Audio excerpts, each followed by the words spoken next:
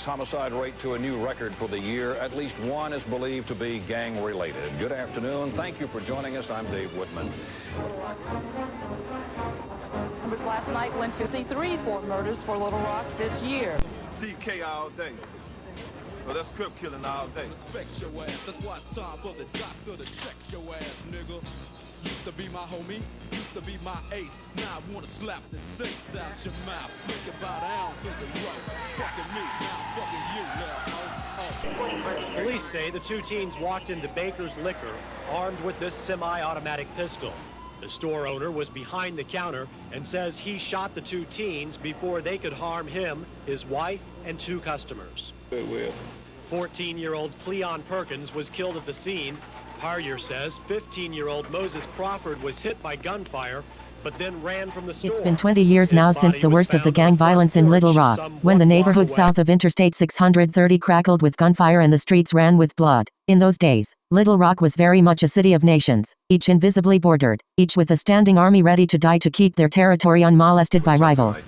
In 1993, the number of homicides in the city spiked to a record high of 76, then the highest per capita murder rate in the country. Most of the dead were young black males, most of them shot with handguns, many of them killed either while protecting gang territory or conducting open-air transactions for powder or crack cocaine. Around the time the murder rate hit a peak, a crew with HBO came to town. While HBO's original plan was to show gang life in multiple American cities, when the crew got to Little Rock, the magnitude and diversity of gang life they saw here convinced them that this was the only stop they needed to make. The resulting documentary, Gang War, Bangin' in Little Rock, debuted in 1994 and gave the city a lasting black eye, driving away business and accelerating the white flight that had been going on for years. But, as several of those we've talked with have noted, it also made the issue of gangs and gang violence in the city impossible to ignore.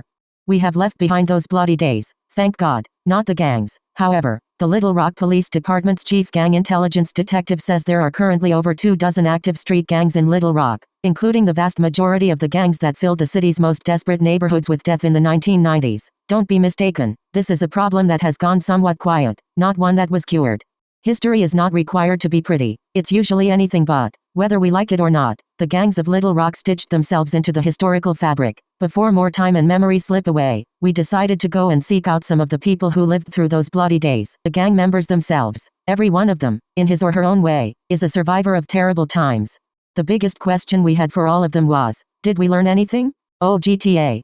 When we asked him his real name, he said, oh GTA. For him, oh GTA is as real as it gets. One of the founders of Little Rock's Highland Park Pyros, a blood set that originated in the now demolished Highland Park housing project that once stood on 12th Street. GTA is currently working on a memoir and a film script, and wants to try to steer the next generation of kids away from life in the gangs. He'll always be affiliated, he said. Nothing can change that. Even at 44 years old, he still never says the hated word blue. He says flu. He never says the hated word crip.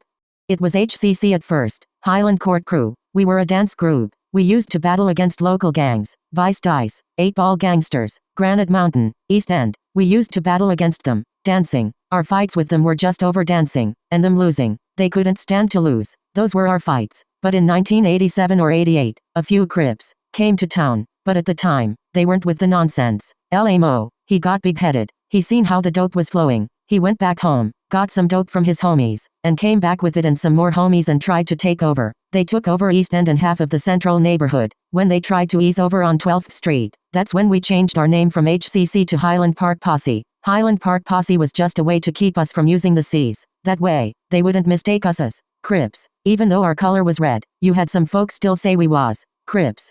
Originally, it was a good 27 members. I can't mention their names because they don't want their names mentioned, but the original was 27. We'd been friends ever since elementary, from elementary to junior high, from junior high to high school, from high school to the penitentiary. If one fought, we all fought. If you messed with one, you messed with all. There was no such thing as you fight one person from Highland and think it's going to be over with. We're coming to get you the same day. We don't mess with your parents' house. We don't mess with your sisters or brothers. We go for who we into it with. We don't shoot your parents' house up. We didn't believe in that. I think Highland is the only ones who didn't believe in drive-by shootings on your parents' house. We believe in going to get who we got beef with. I never sold dope. I always worked. My first job was at rallies. I saw what crack did to friendship and what it did to families. So I never sold dope. My associates, and all them, that's what they did. But I never touched it.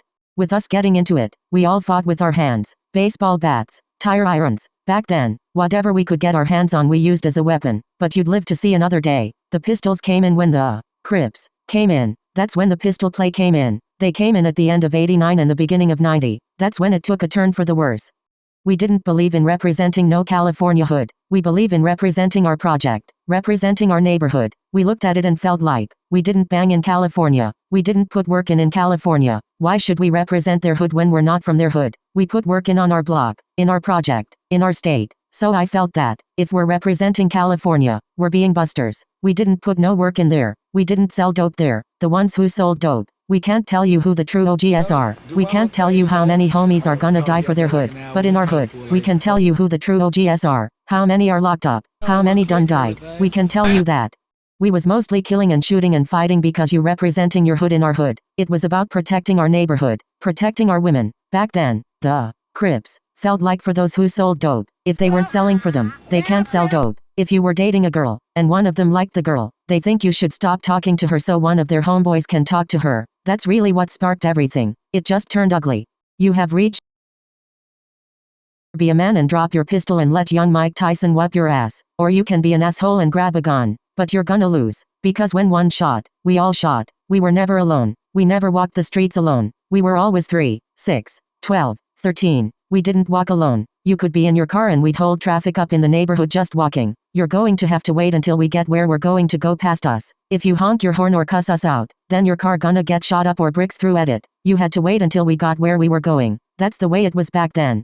When everybody from Highland got locked up, that's when everybody started saying they were Bloods. 6 months after we got locked up, everybody started saying they were Bloods. I'm talking from Oak Street Posse to West Side Posse, East Side Posse, Granite Mountain Posse, Park Street Posse. It all went from Posse to Piru, and from Posse to Bloods. Once Highland got locked up, it was just like a domino. Once the domino falls, everybody falls. Early 1990s was when all of us got locked up. When they cleaned Highland out, that's when 21st Street formed. Murder Mob, Hilltop Hustlers, Monroe Street, all them started forming. My mama came down to visit me. I was at Cummins Unit. They let her in with the newspaper. She slapped it down on the table, and she said, "Look what the fuck y'all got started."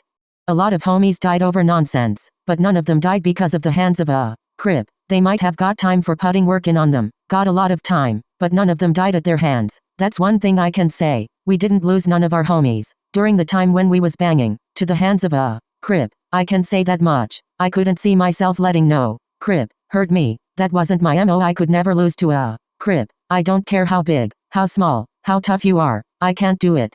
Respect is worth dying for. Respect in my turf. I don't believe in arguing. If you've got a problem, go on and fight. If you've got a problem, go on and shoot. Arguing can cause you to get hurt. My daddy called it swapping spit. He don't believe in arguing. And my uncle baby, may he rest in peace, told me the same thing. When I got my first pistol, a .22, he told me, when you pull the pistol, pull the trigger. You ain't gotta kill them, but you let the person know that you will pull that trigger. Once they know that, they're gonna stay out your way. That's how it works. I watched HBO's Bangin' in Little Rock, but I didn't approve of it. It was fake. Most of them just told on themselves. They were just glad to be on TV. They were on video, so they said some of the things they had and some of the things they didn't have. They wanted to be seen as important. Most of them said they had something, and they didn't have it. That's why I'm writing a movie now called Hood Territory, which is to get everybody to understand how Bloods and Crips actually started in Little Rock. If I can just save 10 kids from joining the lifestyle I joined, then I've accomplished something. That's how I feel. If I can influence 10 kids not to join the gang lifestyle or the drug lifestyle, then I've accomplished something. I'll be on Facebook asking for help, asking for the so-called OGs and big homies to help me talk to the youth. It's going to take more than just one to do it, because I can't go to a Crip neighborhood, or a Vice Lord neighborhood, or a gangster disciple neighborhood trying to talk to the youth over there. It's going to take the OGs to stand up and take the streets back. It's going to take the OGs to stand up and take the neighborhood back, and take it back the right way. But we've still got OGs out here putting guns in the kids' hands, putting dope in the kids' hands. I got 2 kids, and they're not a part of nothing. They know everything. I'm not going to keep nothing from them. They know who I am, what I was. When they're with me, they see me get love and show love to the homies out here, because I still show love to them. Even though I'm inactive now because of what I'm trying to accomplish with my book and my movie, I'm trying to show my kids that just because your daddy was a gang member or a gang leader, that don't mean I can't change and do something productive.